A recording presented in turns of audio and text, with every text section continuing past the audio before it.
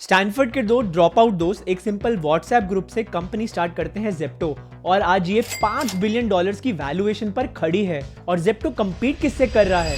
10 साल पुराने giant startups Blinkit और स्विगी इंस्टामार्ट से। क्या 2020 में फाउंड हुआ जेप्टो डेकेड ओल्ड कंपनीज को हरा पाएगा? क्या ग्रोसरी डिलीवरी के मार्केट में एक नया प्लेयर पुराने प्लेयर्स को पीछे छोड़ेगा? आइए जानते हैं इस वीडियो में।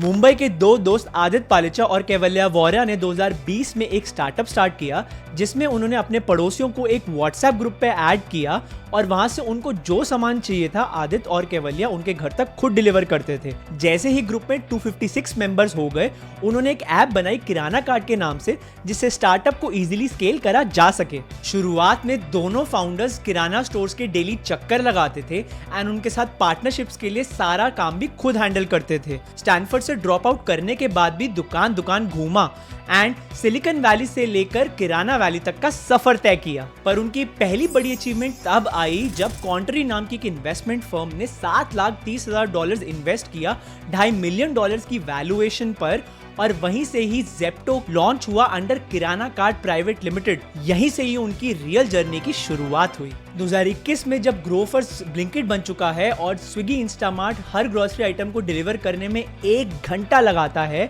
इन अप्रैल 2021 मार्केट में एंट्री होती है जेप्टो की, जो कि लाता है 10 minute delivery for every grocery item. इससे मार्केट में मच गया हल्ला कि एक नई कंपनी आई है जो कि 10 मिनट्स में ग्रोसरी आइटम्स डिलीवर कर रही है।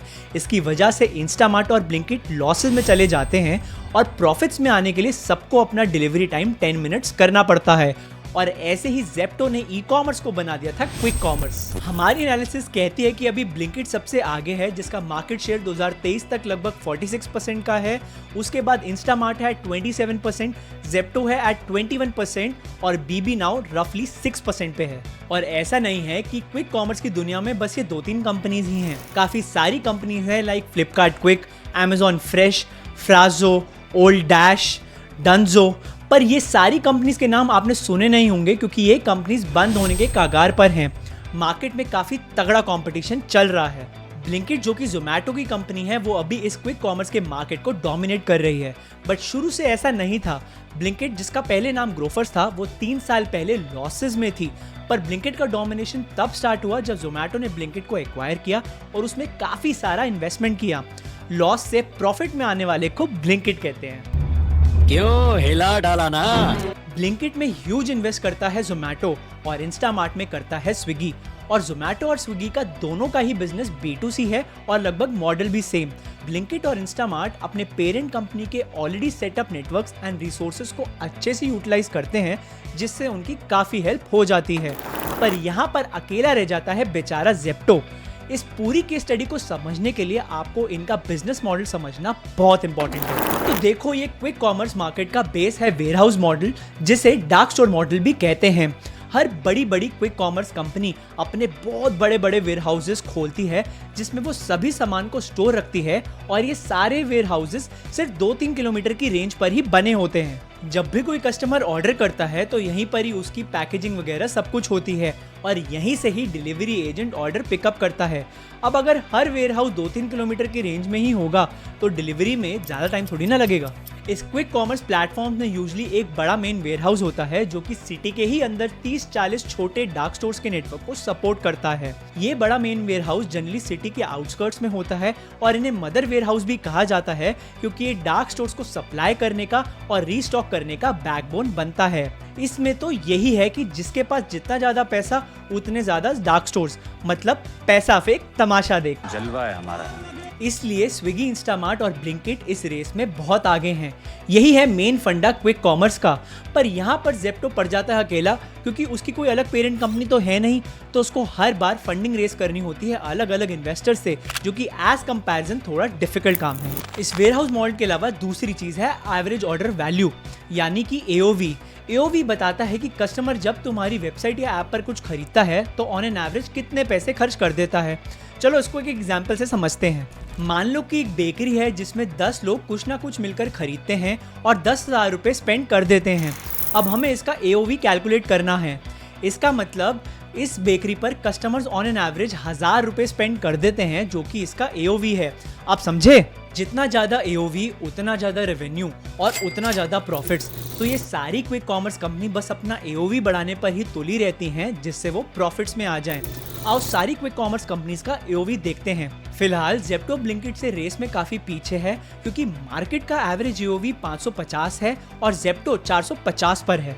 जैसा कि मैंने आपको स्टार्टिंग में बताया था कि तो देखो, ये क्विक कॉमर्स मार्केट का बेस है वेयरहाउस मॉडल, जिसे डार्क स्टोर मॉडल भी कहते हैं। तो आओ जानते हैं कि किस प्लेटफॉर्म पर कितने डार्क स्टोर्स हैं।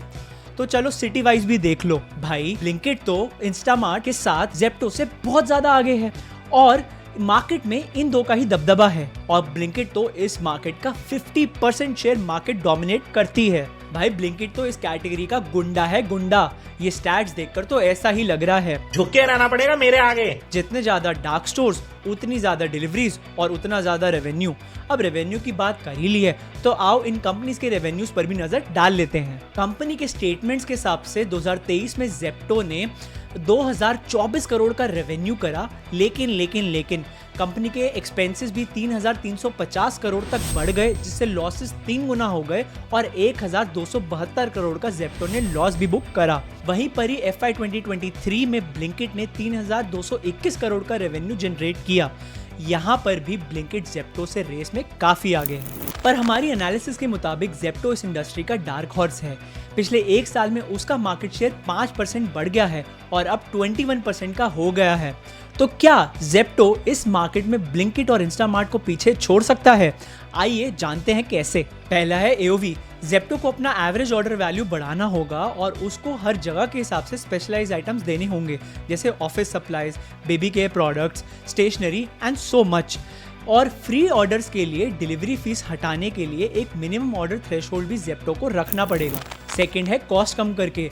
जेप्टो को FMCG प्रोड्यूसर से जाके डायरेक्टली डील करना होगा, जिससे उन्हें बेटर रेट्स मिल पाएं और बड़े ऑर्डर्स के साथ और ज़्यादा रेट्स में कटौती हो। इसके साथ साथ उन्हें प्राइवेट लेबल्स और नॉन ग्रोसरी आइटम में भी शिफ्ट करना पड़ेगा, जिससे उनके मार्जिन इंप्रूव हों और इन्वेंट्री कंट्रोल के साथ वेस्टेज भी इम्प्रूव हो जाए।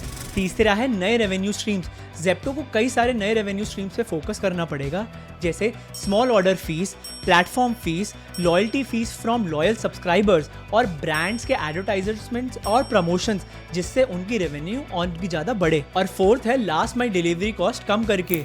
Route planning and multi drop deliveries से जेप्टो अपनी डिलीवरी कॉस्ट काफ़ी कम कर सकती है। वही जेप्टो पार्टनर्स जो कि ग्रॉसरी डिलीवर करते हैं, अगर जेप्टो उनको फूड और मेडिसिन के लिए भी क्रॉस ट्रेन कर देती है, तो उससे वो टाइम और कॉस्ट दोनों सेव कर पाएगी। कोई भी कंपनी $0 से $1 बिलियन तक की जर्नी कवर कर सकती है अच्छी प्लानिंग एंड एग्जीक्यूशन के साथ। जेप्टो को भी यही करना होगा और इसके साथ साथ अच्छी फंडिंग रेज भी करनी होगी, जिससे वो ज़्यादा से ज़्यादा डार्क स्टोर्स खोल पाए। तो मिलते हैं अगली वीडियो में और चैनल को सब्सक्राइब करो ऐसी और नॉलेजेबल वीडियोस के लिए। कमेंट सेक्शन में बताओ कि आपका फेवरेट क्विक कॉमर्स प्लेटफॉर्म कौन सा है। तब तक के लिए जय हिंद।